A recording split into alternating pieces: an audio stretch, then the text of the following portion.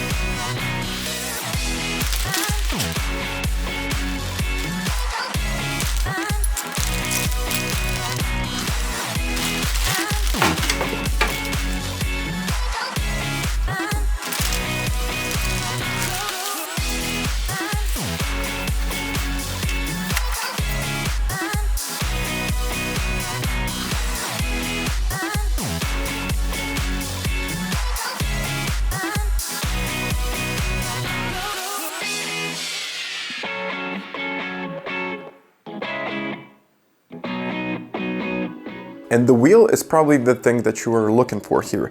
The wheelbase itself is standing right behind me, and I'm gonna have a look at that later. But in general, the wheel itself, it has a pretty nice diameter. I wouldn't really say this is an entry-level product because it really felt like a premium one. Just about the shifters in general feel like they're kind of a G29 feeling. If you ever played on G29, you probably know what I'm talking about. Their quick release system is something else. So basically their quick release system, MOZA in general, quick release systems are probably the best out there. I mean, this is super easy to get on the wheelbase and off it.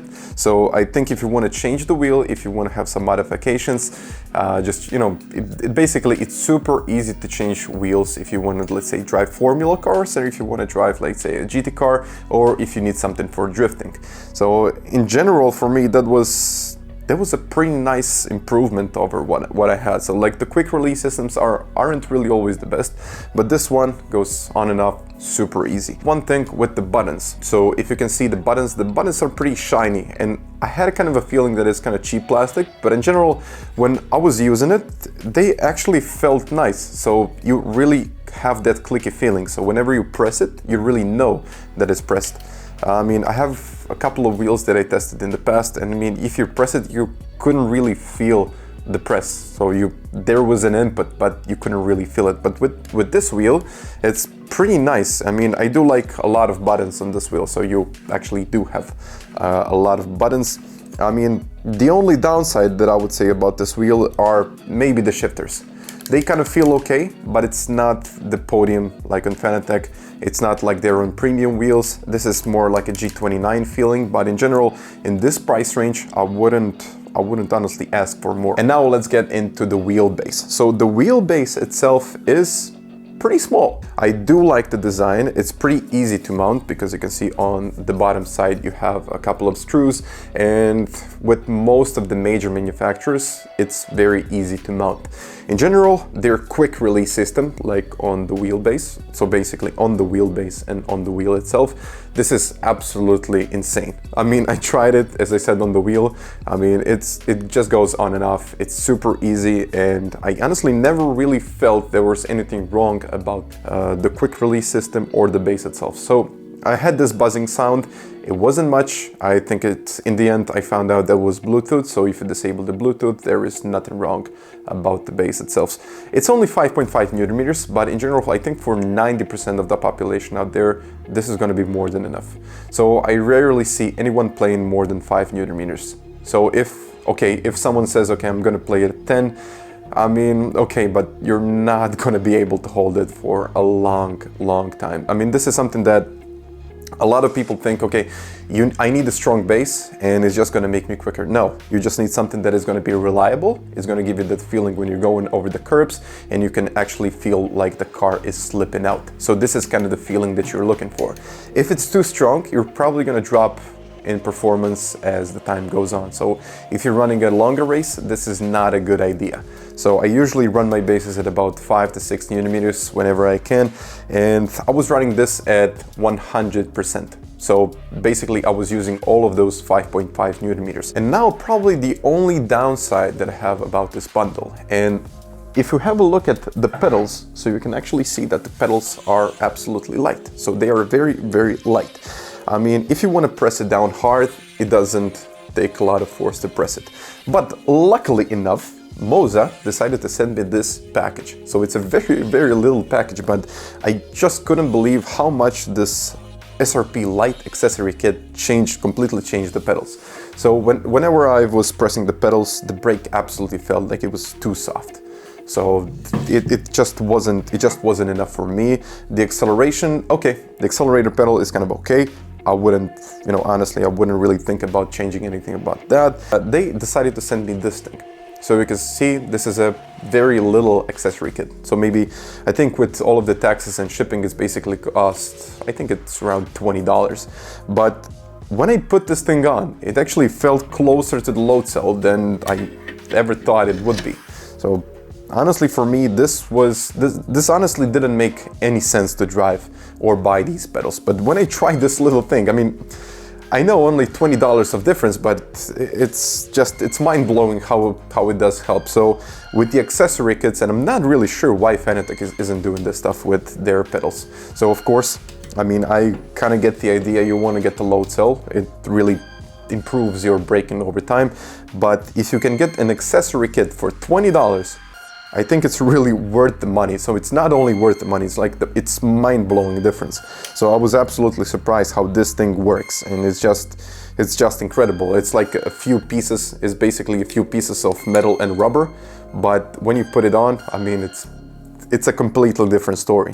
But if you compare the SRP and SRP light pedals, are pretty much identical, except for the load cell, and load cell, trust me, it really does make a difference if you're trying to achieve a better lap times and if you're trying to make something out of this. But in general, I actually thought this was pretty nice to get, and it was kind of easy to mount.